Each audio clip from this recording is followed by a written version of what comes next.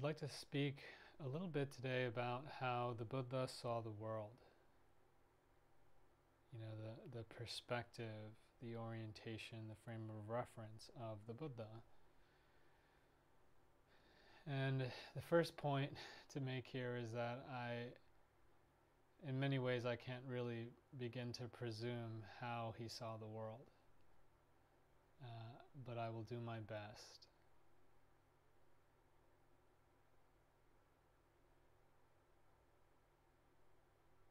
I remember being very young and meeting this monk when I was about 11, and he gave a dhamma talk or a dharma talk. And he said that part of the Buddha's wisdom is that he asked the right question. You know, he didn't ask how far is the earth from the moon, and you know,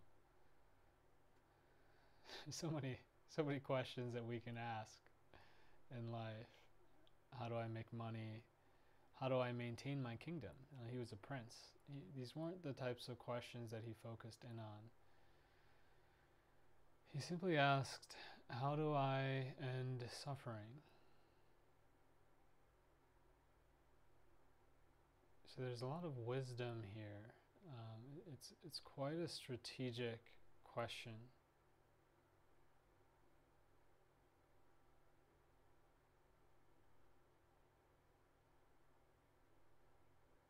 How do I end suffering for myself, for others? How can this phenomena of suffering, stress, dissatisfaction, how can this be destroyed?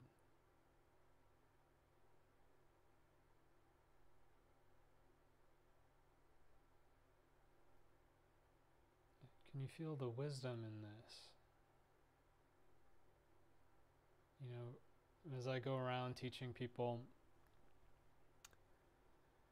I can see how this question does not seem primary for a lot of people these days. You know, and a lot of folks assume that suffering is just a part of life. And so to even orient in this way doesn't seem right to them.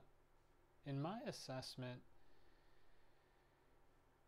even for such people, if they were to look a little bit closer, they might find that so much of what they do is actually done to destroy suffering or to lessen suffering. It's sort of there as a primary motivation, but it's underneath so many other things. You know, we might think, well, suffering is a fact, but I need to protect my family. But underneath that, it might be that we're protecting our family to lessen our suffering. It's like life has suffering, but I need to make money. Well, maybe we're making money because we're afraid of suffering. So part of the wisdom of the Buddha is to kind of pull this question out, bring it to the surface. You know, this is really what we're here to do. This is what we're trying to do. And then when we make this question primary, it contextualizes life, and it brings such a clarity, you know, because it allows us to dig deeper and understand more and more what is suffering, what causes it to decrease, how does it disband.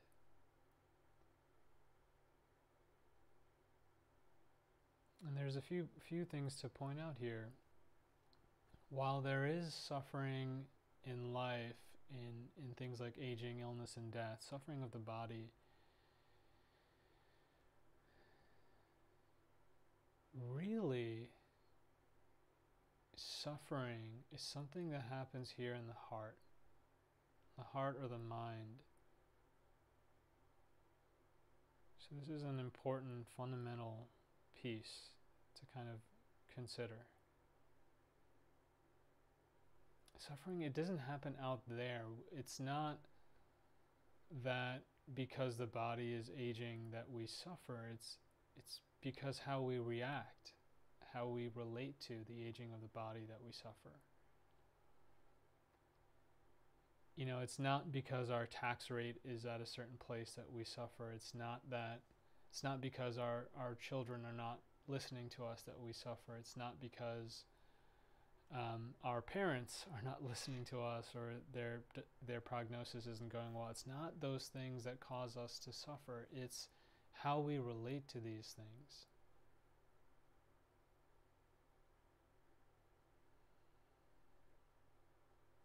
So this part of this context is that we're bringing the focus inside, into our own hearts.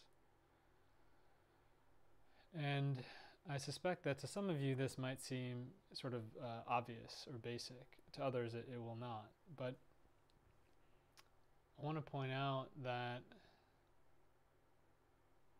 you know, can you feel the freedom that comes with this context? The sense of freedom in that we're not a victim anymore. Sure, things happen in life, but what happens to us is not the primary thing. It's not the primary driver of suffering. So we get some agency, some accountability, some choice, the ability to make decisions and to change the way we relate to things, to change how we perceive things. So this is an important part of the context here.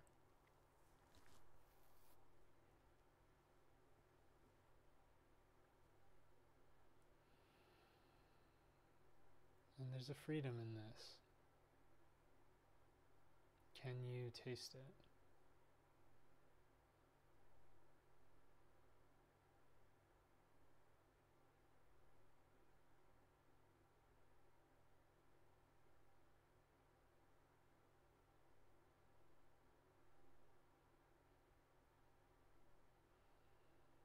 Another view or framework that arises from this orientation is that it gives us a divide. It allows us to divide things into two categories. That which lessens suffering, that which leads to more suffering. And so this demarcation in the Buddha's teachings, we can think of it in terms of some things are skillful, some things are unskillful. And if that word is difficult for you, you can use the words helpful or unhelpful. But I really like the concept of skill, or the wording of skill. But it's this idea that certain bodily actions, certain verbal actions, like ways of speaking, and certain mental action, ways of thinking, preferences, views, beliefs, emotionality, some of this is skillful and helpful, and it leads to the disbanding of suffering and the arising of joy and freedom and peace. But some of these lead to suffering.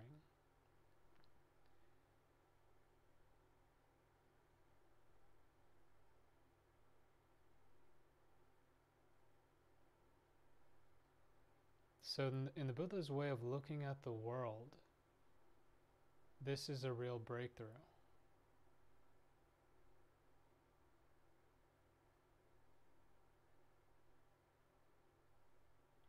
And we're encouraged to become discerning, to turn things over in our mind and come to a place of understanding. More and more can we consolidate our understanding of what is skillful and what is not skillful according to these terms.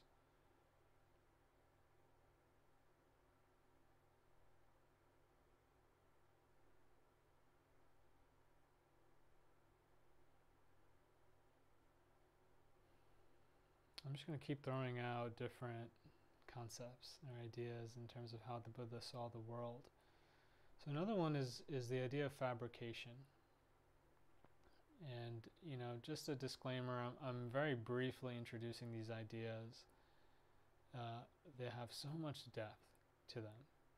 So don't feel like, oh, I've gotten it. It's a practice, and we will deepen our understanding over time of all these concepts.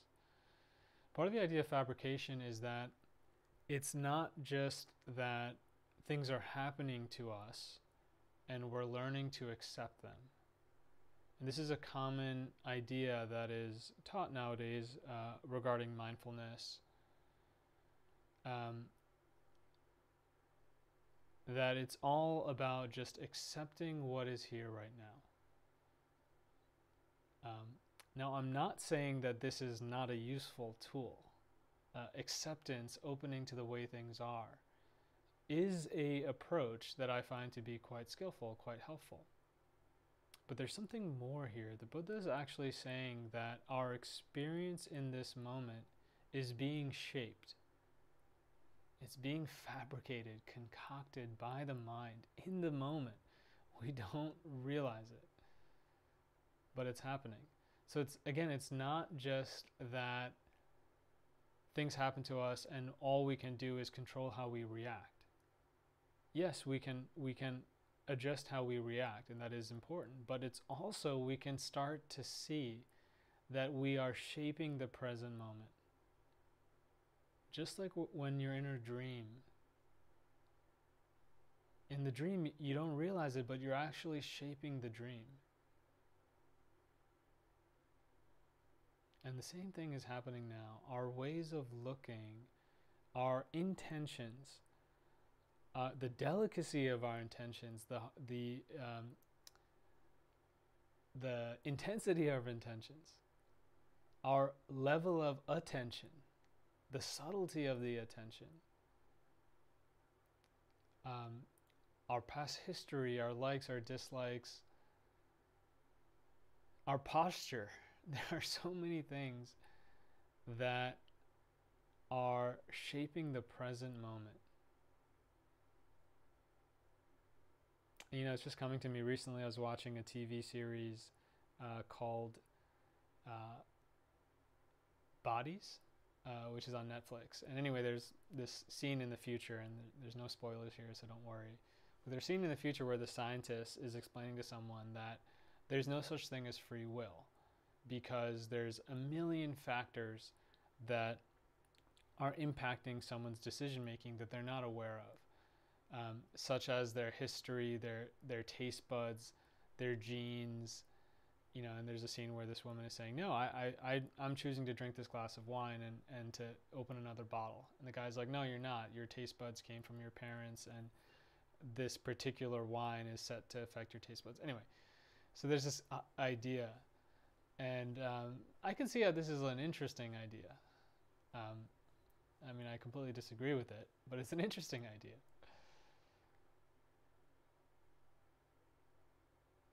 So part of the way the Buddha is looking at the world is he sees how internal factors, internal qualities are shaping the present moment. So on this TV show, the scientist is pointing out external things like your genes, or things from your past, like your past history, your parents, your culture, or the way you've been taught, but completely disregarding what's here in the moment, what's here in the mind. As Thanissaro Bhikkhu says, it's ironic, as human beings, it's so ironic that we have this great capacity to understand, but we don't understand our own minds. But if we look deeply, and if we train the mind through mindfulness and other sort of qualities, we'll be able to really, at a very subtle, refined level, see what's happening in the mind. And then it becomes unmistakable. We are shaping our present moment.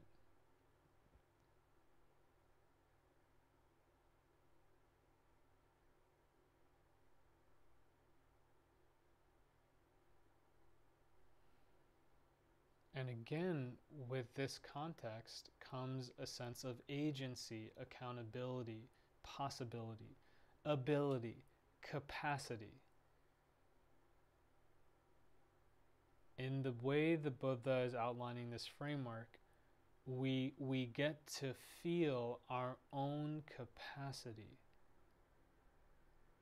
Okay? We are not victims. We are powerful.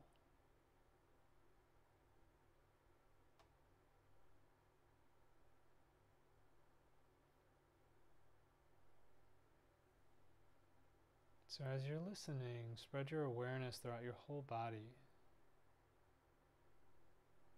Really feel what it's like to consider these points.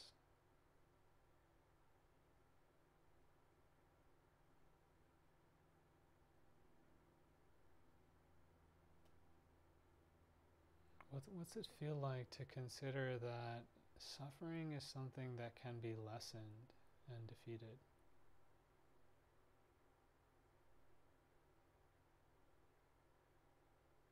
To consider that we can develop skills to reduce suffering.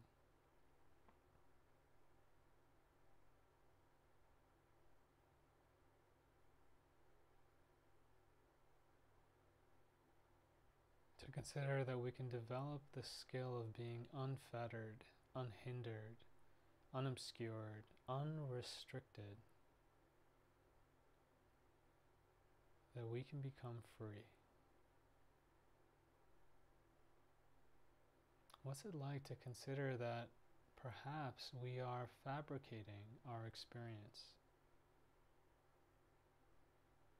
That what we experience is not independent. What we experience is not independent. That what we experience is dependent on the mind.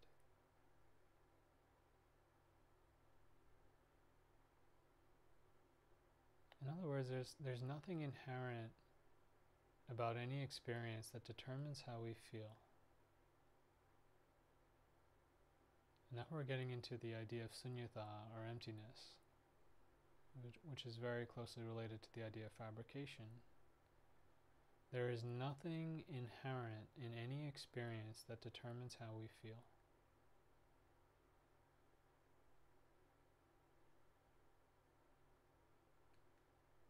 And we can learn how to play with perception to change our ways of looking.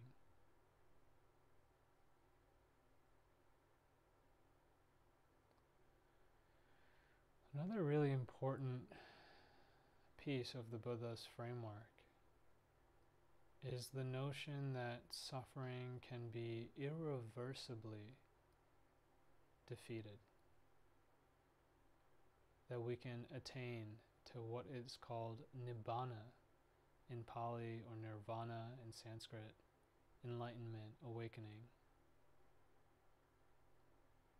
It's the idea that suffering itself is caused, it is a conditioned phenomena.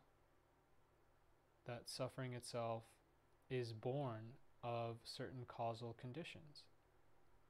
And we can learn how to eradicate those conditions and enter into an experience completely devoid of suffering forever. And this one might take a leap of faith, but maybe we can just start to be open to this as a possibility.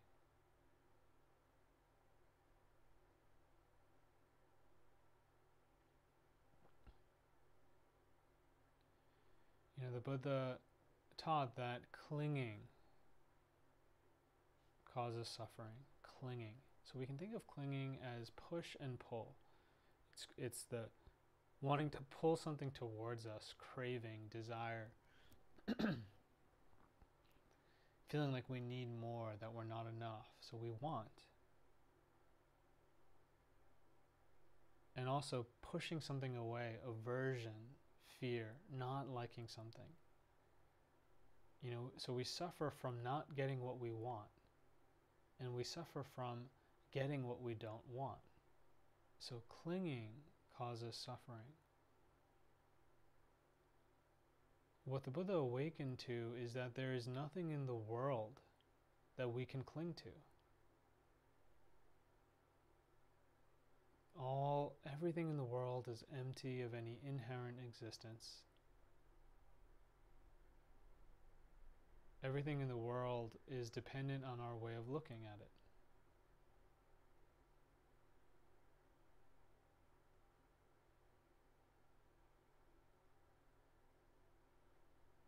Even the self. So he discovered that the self, oneself, as well as the world, are empty, lacking any inherent meaning, nature, value. So there's nothing to cling from and nothing to cling to. And so it's not that he's saying that we need to destroy our self or our notion of self. He's saying that it's not actually there. It's propped up. It's illusory, fabricated. So we're not losing anything. The only thing we're losing is suffering.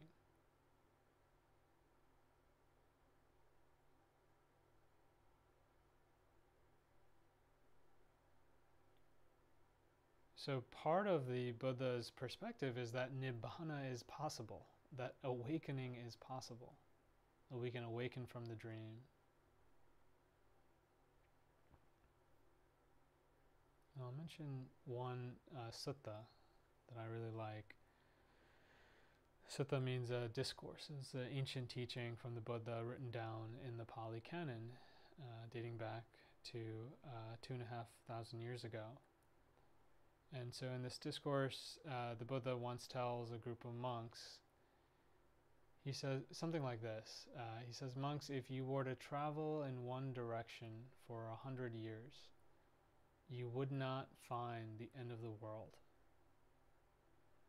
But if you do not find the end of the world, you will not find liberation, Nibbana, enlightenment, freedom. And then it said that he gets up and goes into his hut, his kuti, and closes the door. And so the monks are kind of bewildered. And then another monk who's an arahant and a fully enlightened being comes, and then he explains what the Buddha meant by this. And so my understanding is that essentially the Buddha is saying that the world is fabricated. Ourselves, everyone, the earth, the world, planet systems, even time itself is fabricated. And so reaching the end of the world is going into what's called the deathless realm, the Nibbana, where nothing arises or ceases. It's unconditioned, unborn, uncreated. It's beyond any concept. But it is the actual end of the world. It's the end of time. And it's said that in meditation and in our spiritual practice, we can enter into this. And to call it a place or a state of being, a state of mind, is not accurate. We're using concepts as best as we can, but we can enter into this Nibbana and actually experience timelessness, selflessness, otherlessness. And then when we come back, it's like whoa, I know now that this is all an illusion, that it's not really real in the way that it appears. And so this dissolves suffering. And then we can become an enlightened being that is percipient of the world, that is still walking around and eating and talking, but no longer has this default view that things actually exist independent from the mind.